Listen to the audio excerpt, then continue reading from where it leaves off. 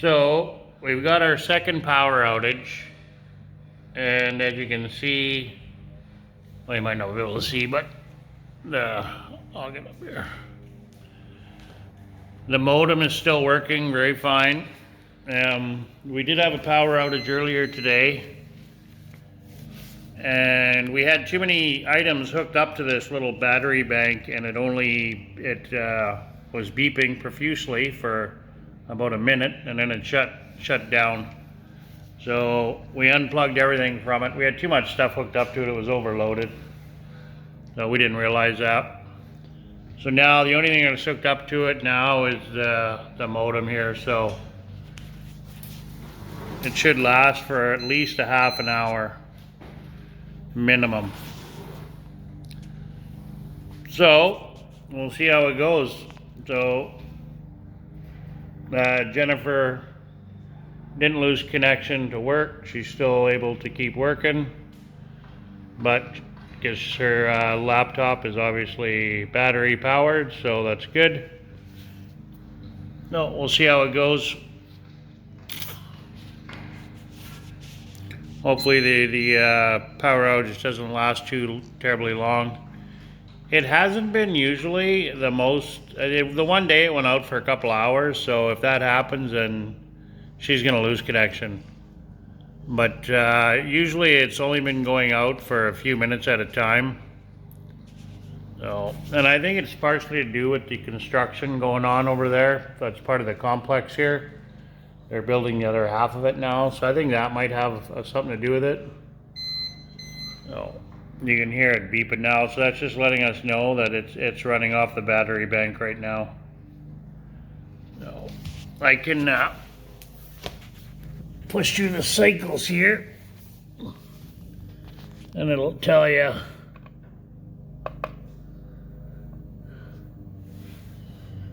Oh, it's got 60 minutes. The battery is still full. Load capacity. I don't really understand that because it says 0, but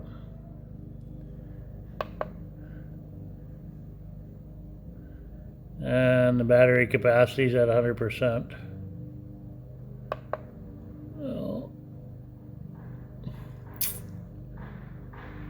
Oh, battery capacity input's at 0. Oh, okay.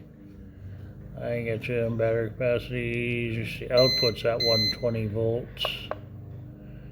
Okay, and 60 minutes left of the battery bank time. Anyway, we'll see how this goes. You can get bigger ones than this, obviously. This is kind of the mid-range one. It was $100. So it would have been up to me. I would have got the more expensive one, but Jennifer is too frugal for that, so we got the cheaper one.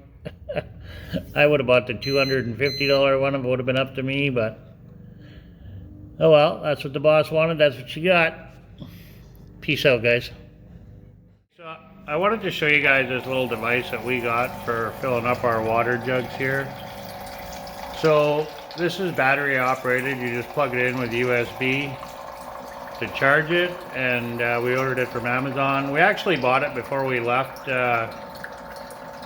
Canada to come to Mexico, because we were using these jugs at home for our water, for drinking water, as well as buying bottled water. Just wanted to save on plastic bottles. And then so we started using these anyway back home, and I didn't want to buy one of those coolers, so we just filled up a jug and put it in the fridge. So this here works really well actually here, so I'm glad that we packed up and brought it with us. Like I said, it's rechargeable, and it lasts forever, this thing. I highly recommend one if you're in Mexico, or even for camping or whatever. I'd say just plug it into USB to charge it into the wall, or your laptop, whatever. So it's just a micro USB cord to charge it. It's right on the back of the thing here. Anyway, I won't worry about showing you that, but yeah, it's everybody knows what that is. So yeah, so the water in Mexico, I mean, some resorts has potable water that you can drink right from the tap, where it's been filtered or whatever. But I've never been on a resort that has that. He's gonna start barking probably. But most resorts don't, but there are some I've heard that do have that. I mean, any resort we've ever been to, you buy bottled water. So, but us in Mexico here, we use this now for drinking and cooking, obviously, and our coffee or cappuccino, whatever. But as far as doing the dishes, we just use the tap water. Brushing our teeth, we just use the tap water. Washing fruits and vegetables in the sink, I just use tap water, and we've never had no issues. So I know some people might not be okay for them, that they don't want to do that, but for us, we've had no problem doing that here where we are. I did ask the manager here at the complex that we're staying at, and he said they do chlorinate the water here, but it's not drinkable. So we feel it's good enough to wash vegetables and your fruit and whatnot, and brush your teeth as well. So yeah, that's what we do for our water. And like I say, I highly recommend that little electric pump there. If you don't want to buy one of those coolers, I've had a couple of those coolers, and they always seem to break after a few years. So this kind of just prevents that, and then you can just fill up a pitcher and put it in the fridge if you want cold water, or just put ice in it. That's what we do. I have this big Yeti cup here, and we have a nice machine in the fridge there. I just make ice and in the freezer, and yeah, I just use ice. So anyway, that's it. That's all I wanted to say for that. And enjoy the rest of your day, people. Peace out. So, as you can imagine, with me being retired now, I've spent a lot of time sitting at my kitchen table here on the laptop, staring at these workers across the way, watching these guys work over here. And the last week or so, I've noticed, well, ever since we've been here, they don't use a lot of power tools. Everything is done by hand. Like, it's all manual labor. I haven't seen anybody over there with, I'm sure they do use some, but I haven't seen much for power tools. You don't hear power tools going or anything. You hear a lot of banging and talking and singing, lots of banging, but yeah, no power tools. I've not seen very much for power tools, and they do have safety vests on, and I have seen them, a few guys with hard hats on. You can tell when the bosses come around, because they've got white hard hats and they're wearing face masks. When the bosses are there, you can tell who the bosses are. They're in white hard hats and they've all got face masks on. Now the workers are not wearing face masks, and they're not, some of them are wearing hard hats, some aren't. Some are also in flip-flops too, I've noticed.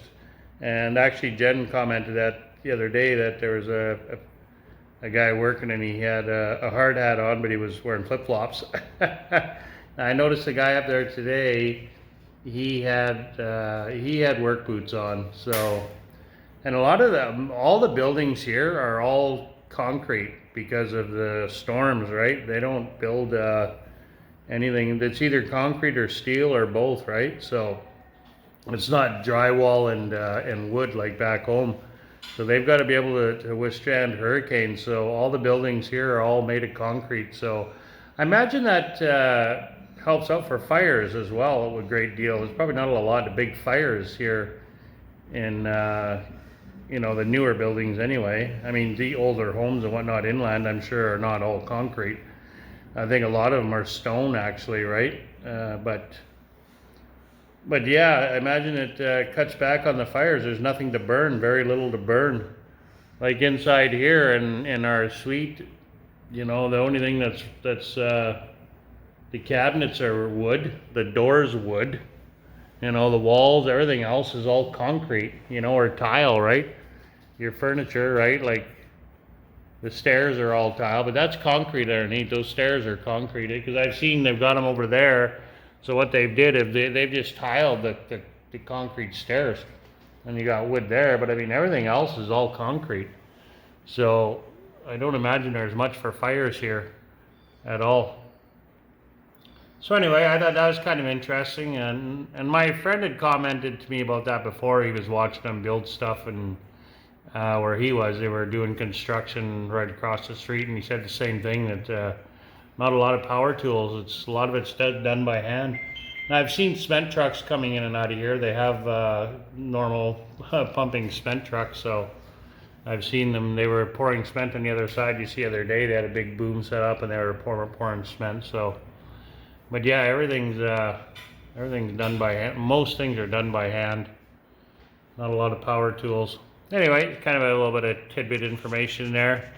Peace out, guys. Have a good day. So yeah, I just wanted to hop back on here again and just mention that the wife made a really valid point there, that even the tile cutter was a manual tile cutter, just like the one I rented back home. Actually, you could see the big handle. It looked very similar to the one I had back home. So yeah, they're cutting a tile with just manual tile cutters. See, he's got a big piece of tile up there. I just watched him put it down on the ground and he cut it. And then he's carrying it to the back of the room there. Probably doing the bathroom back there. So anyway, yeah, there's not a lot of power tools being used, so that's good. Keep the boys in shape. Peace out.